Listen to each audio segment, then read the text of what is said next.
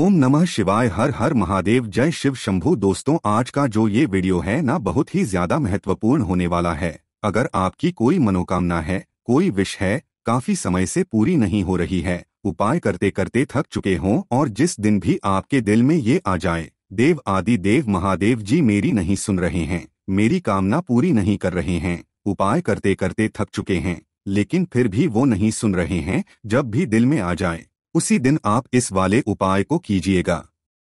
पूज्य गुरु जी ने अपनी कथा में बहुत जोर करके इस वाले को बताया था। शिवलिंग पर जल ही मत चढ़ाना और आपको देखिएगा दोगुना फल प्रदान होगा। कैसे करना है पूरा उपाय अच्छे से बताऊंगा, परंतु उससे पहले आप सबसे एक छोटी सी गुजारिश करूंगा कि जो लोग पहली बार आए हैं, चैनल को सब्सक्राइब जरूर कीजिएगा और वीडियो को लाइक करके महादेव जी का कोई सा भी प्यारा नाम कमेंट बॉक्स में लिखना मत भूलिएगा। मेरा बाबा आपको दिल खोल करके देगा और देखिएगा आपको दुगने फल की प्राप्ति भी होगी, है ना। इस पूरे वीडियो के अंदर हम लोग दो महा उपाय के बारे में बात करेंगे जो ना सिर्फ आपकी दिल की इच्छा, आपकी कामना है, उसे पूरा करेगा, साथ ही साथ दूसरा जो उपाय है आपकी बड़ी से बड़ी बीमारी, बड़े से बड़ा रोग भी खत्म होगा। तो ध्यान से सुनना, समझने की कोशिश करना। मात्र एक बार आपको ये उपाय करना है। सबसे पहले बात कर लेते हैं पहले वाले उपाय की तरफ, ठीक है। देखिए, पहला वाला उपाय किन लोगों को करना है कि जिनकी महादेव सुन ही नहीं रहे हैं, ना महादेव सुन ही नहीं रहे हैं, बिल्कुल भी आपकी कामना ही पूरी नहीं हो रही है, उपाय करते करते थक चुके हो ना, तो एक बार मात्र इस उपाय को कर लीजिएगा। ने अपनी कथा में बताया कि इस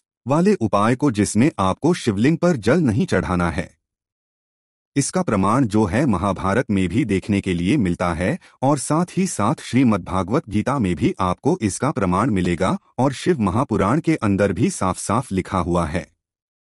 तो इस वाले उपाय को मात्र एक बार जरूर कर लीजिएगा। कैसे करना है, पूरे नियम से फॉलो करना। आपको लेना होगा एक बेलपत्र जो कहीं से भी खंडित ना हो, ध्यान रखना, जो कहीं से भी खंडित ना हो, ना मिले तो आप शिवलिंग से उठा लेना। और लोटा शुद्ध जल लेना, अपने घर का है ना। इस वाले उपाय में आपको अपने घर का शुद्ध जल लेना है, ताजा जल, जो एकदम ऐसा नहीं है आप 4-5 दिन पुराना वाला जल ले लीजिए, ठीक है ना। आप इस तरीके से एक लोटा जल लेना और इन दोनों ही चीजों को लेकर के पहुंच जाना मेरे देव आदि देव महादेव जी के मंदिर शिवलिंग के पास। जिस दिन आपको लग जाए मेरा बाबा मेरी नहीं सुन रहा है, कामना पूरी नहीं कर रहा है ना, उस दिन के बाद पड़ने वाली जो भी प्रदोष आ जाए, ध्यान रखना जो भी प्रदोष का दिन आ जाए, और अगर आप किसी कारणवश प्रदोष के दिन ना कर पाओ ना, तो आप शिवरात्रि, हर महीने 12 महीने शिवरात्रि आती है, किसी भी शिवरात्रि के दिन इस उपाय को कर लेना, ठीक है ना। देखिएगा आपकी कामना पूरी होगी ही होगी। ध्यान से सुनना, जैसे ही आप यहाँ पर एक बेलपत्र और एक लोटा शुद्ध जल लेकर के पहुंचे तो गुरुदेव ने बताया सबसे पहले आपको मंदिर की पूरी साफ सफाई कर देनी है। आसपास जो भी फूल पत्ते वगैरह चढ़े हुए हैं ना, उन्हें अच्छे से साफ सफाई कर देना, ठीक है ना, हटा करके। उसके बाद क्या करना है, आपको पूजा अर्चना करनी है, वो आप कर लेना, जल मत चढ़ाना, बस ये चीज ध्यान रखना। सबसे अंत में जब आप इस उपाय को करेंगे ना, तो आपके पास में एक बेलपत्र जो है, उस एक बेलपत्र को शिवलिंग के ऊपर समर्पित करना, कुछ इस तरीके से कि बड़ी वाली जो पत्ती रहेगी ना, वो रहे आपकी तरफ और जो डंडी का मुख रहे वो रहे जलाधारी की तरफ, ठीक है। इस तरीके से आप समर्पित कर देंगे। उसके बाद आपको जल समर्पित करना है। ध्यान से सुनना, सबसे पहले आपको जल समर्पित करना होगा भगवान गणेश जी के स्थान पर। शिवलिंग का जो स्थान होता है, गणेश जी का स्थान होता है। पूरा परिवार, आप सबको पता है, शिवलिंग पर ही विराजमान है शिवजी का। पहले नंबर पर यहाँ उसी लोटे में से थोड़ा सा जल समर्पित करना। दूसरे बार दूसरे नंबर पर आपको जल समर्पित करना होगा कार्तिकेय जी के स्थान पर। तीसरे नंबर पर जल समर्पित करना माता अशोक सुंदरी के स्थान पर, जो कि मोटी सी लाइन होती है शिवलिंग के बीच। और चौथे नंबर पर जो आपको जल समर्पित करना होगा ना, वो करना होगा माता रानी का ये जो कटी भाग होता है ना, हस्तकमल कहा जाता है इसे, इसके चारों तरफ जल करना। अब अंत में आप क्या करते थे, जो बाकी का जल था वो शिवलिंग के ऊपर समर्पित करते थे। इस वाले उपाय में आपको शिवलिंग पर जल ही समर्पित नहीं करना है, यहाँ से सीधा उठना है, अपनी कामना बोल करके और पहुंच जाना है बेलपत्र पेड़ के पास में। उस लोटे में थोड़ा सा जल बचाना, बेलपत्र पेड़ के पास में जाना और वहां पर जाकर के इस जल को समर्पित कर देना। शिवलिंग पर जल समर्पित नहीं करना है, ये ध्यान दीजिएगा। उसके बाद वापस शिवलिंग के पास में आकर के आपको अपना नाम और गोत्र बोलकर के महादेव जी से कामना करनी है। मैया पार्वती जी से करनी है कि आपकी ये कामना है, महादेव जी नहीं सुन रहे हैं, प्लीज मेरी मनोकामना को पूरा कीजिए। पूज्य गुरु जी ने अपनी कथा में बताया था कि महादेव जी ने माता पार्वती मैया को ये वाला वादा किया था, वचन दिया था कि जो भी व्यक्ति मेरे ऊपर ना जल चढ़ा करके अगर आपके हस्तकमल पर जल चढ़ा देगा ना, उसको आप दुगना फल प्रदान करेंगे, इतना वचन दिया था। और वो वाला वचन जो है मैया पार्वती जी निभा भी रही है ना। लेकिन ये वाला उपाय सिर्फ तभी किया जाता है जब करते करते थक चुके हो, आपकी कोई मनोकामना, कोई विश पूरी नहीं हो रही है ना, तभी आप इस उपाय को करना। सुबह करना चाहो सुबह कर लो, प्रदोष काल में करना चाहो प्रदोष काल में कर लो, कोई दिक्कत नहीं है। मात्र एक बार इस उपाय को करके देखिएगा, मेरा बाबा आपको दुगना फल दे देगा। पूज्य गुरुजी का ये वाला उपाय बहुत ही ज्यादा खास और अद्भुत है, जरूर कीजिएगा। ठीक है ना, अब बात कर लेते हैं दूसरे वाले उपाय की तरफ कि अगर आपके परिवार में कोई भी व्यक्ति बीमारी बहुत ज्यादा है ना कोई व्यक्ति बीमार पड़ता ही रहता है।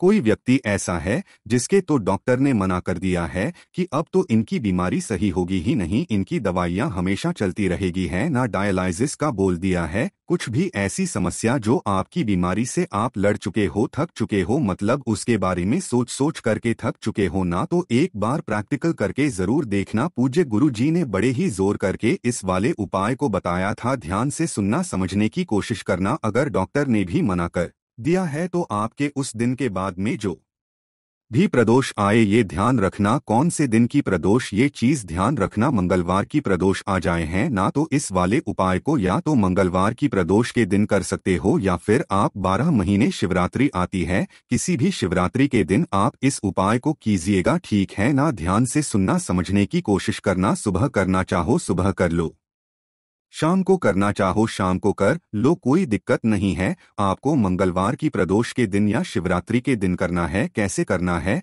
आपको लेने होंगे 7 धतूरे हैं ना। देखिए, महादेव जी ने उन चीजों चुना जिन चीजों को पूरी दुनिया ने ताक दिया, धतूरे, कांटे, इन सब चीजों को, इन सबका फल की जो प्राप्ति होती है ना, वो आप सोच भी नहीं सकते हो। आपको 7 धतूरे चाहिए और 7 धतूरों के साथ में आपको चाहिए होगी मोली। क्या चाहिए मोली है ना, आपको मार्केट में 5-10 रुपए का पूरा गट्टा मिल जाएगा और 1 लोटा लेना शुद्ध जल, अपने घर का शुद्ध जल लेना। ठीक है ना, अब ध्यान से सुनना, इन सभी चीजों को लेकर के पहुंच जाना मेरे देव आदि देव महादेव जी के मंदिर शिवलिंग के पास। अब ध्यान से सुनना, समझने की कोशिश करना कैसे करना है। अगर कोई भी व्यक्ति बीमार है, डॉक्टर ने भी मना कर दिया है, शरीर में गांठें पड़ गई है, किसी भी तरीके की कोई बीमारी है ना, उसके लिए आपको ये उपाय करना होगा और दवाइयों का खर्चा भी खत्म हो जाएगा। ध्यान से सुनना, यहाँ जैसे ही आप पहुंचे तो आपके पास में 7 धतूरे हैं, उनमें से एक धतूरे के ऊपर आपको मोली लपेट देना है अच्छे से, पूरा का पूरा उस धतूरे को मोली से लपेट देना। ठीक है ना, तो जिस धतूरे को आपने मोली से लपेटा है ना, उस धतूरे को आपको शिवलिंग के ठीक पर समर्पित करना है। किन महादेव जी के नाम से, ये चीज ध्यान दीजिएगा, यहाँ पर जो आप समर्पित करोगे चंद्रमौली महादेव जी के नाम से। किनके महादेव से, कौन से महादेव जी के नाम से, चंद्रमौली महादेव जी के नाम से समर्पित करना। और जो बाकी के 6 बचे हैं ना, उनका क्रम ध्यान दीजिएगा। पहला वाला जो धतूरा आप चढ़ाओगे वो चढ़ाओगे भगवान गणेश जी के स्थान पर, दूसरा जो आप चढ़ाओगे षड्यंत्र कार्तिकेय जी के स्थान पर, तीसरा जो चढ़ाओगे वो चढ़ाओगे माता सुंदरी के ऊपर, चौथा जो चढ़ाओगे वो चढ़ाओगे आप यहाँ पर। ठीक है ना, कहाँ पर, माता रानी के हस्तकमल पर। पांचवा जो आप चढ़ाओगे वो एक और चढ़ाना होगा आपको शिवलिंग के ऊपर, ये 5वां, और जो छठा बचा है ना, उसे आप चढ़ाओगे जलाधारी पर है ना, छठा जलाधारी पर यहाँ पर चढ़ाना। एक तो आपने पहले ही चढ़ा दिया था चंद्रमौली महादेव जी के नाम से, बाकी के 6 इस क्रम में आपको चढ़ाना है। ठीक है ना, हो सके तो आप अगर जलाधारी पर ना चढ़ा सको तो जलाधारी के नीचे यहाँ पर आप चढ़ा देना उस 6वें वाले धतूरे को। ठीक उसके बाद जो 1 लोटा शुद्ध जल लिया है ना, उस 1 लोटा शुद्ध जल को उस व्यक्ति का नाम और गोत्र बोलकर ये चीज ध्यान रखना जिसके लिए आप ये उपाय कर रहे हो ना, उस व्यक्ति का नाम और गोत्र बोलना है ना, और 1 लोटा शुद्ध जल चढ़ा देना मेरे देव आदि देव महादेव जी के ऊपर। किनके नाम से आप चढ़ाना होगा वो चीज ध्यान रखना। अब धूतेश्वर महादेव जी या फिर पंचम्पेश्वर महादेव जी हैं ना, अब धूतेश्वर महादेव या फिर चंपेश्वर महादेव जी का स्मरण किया जाता है महाराज, ठीक है ना, चंपेश्वर महादेव जी के नाम से। जब ये जल बहता बहता जलाधारी से इस वाले धतूरे के ऊपर आकर के गिरेगा ना, तो उसके बाद में आपको ये वाला जो जलाधारी वाला धतूरा है, अब धूपेश्वर महादेव या चंपेश्वर महादेव जी का स्मरण करते हुए आपको इसे लेकर के आ जाना है। जो भी बीमार व्यक्ति है उस बीमार व्यक्ति के मस्तक से, उसके कंठ से, उसके हृदय से, इन 3 जगह से करवा करके किन महादेव जी का नाम याद रखना है। अब दूतेश्वर महादेव या चंपेश्वर महादेव जी का स्मरण करते हुए यहाँ टच करवा देना, और टच करवा देने के बाद किसी भी बेलपत्र पेड़ के नीचे इसे आप गाड़ देना या फिर आप वहां पर पटकवा देना। एक शिवरात्रि करके देख लीजिए या मंगलवार की प्रदोष के दिन करके देख लीजिएगा, वो व्यक्ति चाहे कितना भी बीमार होना वो उठ करके खड़ा हो जाएगा। पूज्य गुरु जी का इतना अचूक उपाय है ये, तो इस वाले वीडियो को जरूर देखिएगा और इस वाले उपाय को मत अब बात कर लेते हैं तीसरे वाले उपाय की तरफ, ठीक है। देखिए काफी सारे लोग कहते हैं कि भैया हम महादेव जी के भक्त हैं ना, हम प्रदोष का व्रत करते हैं, हम ये भी करते हैं वो भी करते हैं, लेकिन बड़ा दुख होता है ये जानकर के उन्हें ये भी नहीं पता होता कि किस दिन की प्रदोष हमें क्या फल देती है ना। तो उसके लिए ध्यान से सुनना, कौन से दिन की प्रदोष आपको क्या फल देती है आपको याद होना चाहिए। तो ध्यान से सुनिएगा, जो सोमवार की प्रदोष होती है ना, ये आपकी इच्छा पूर्ति की प्रदान करती है, इच्छा पूर्ति के लिए ये की जाती है। दूसरा जो मंगलवार की प्रदोष होती है जो कि अभी पड़ रही है, वो है रोग मुक्ति के लिए, इसीलिए मैंने आपको वो वाला उपाय बताया, रोग मुक्ति के लिए होती है। तीसरा जो बुधवार की प्रदोष होती है वो आपकी कामना पूर्ति के लिए होती है ना। चौथा जो आपकी गुरुवार की प्रदोष होती है वो शत्रुओं का नाश करती है,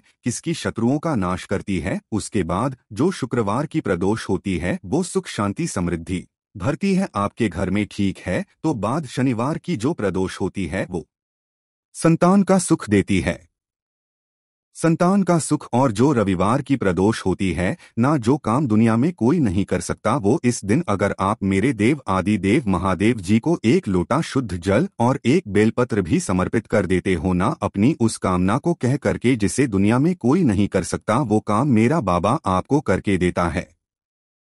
पूज्य गुरुजी ने जैसा अपनी कथाओं में बताया वैसा भाषा में आपको बताने का संपूर्ण प्रयास किया। वीडियो अगर पसंद आया लाइक जरूर करना, साथ ही साथ चैनल को सब्सक्राइब जरूर कीजिएगा। ओम नमः शिवाय, हर हर महादेव, जय शिव शंभू।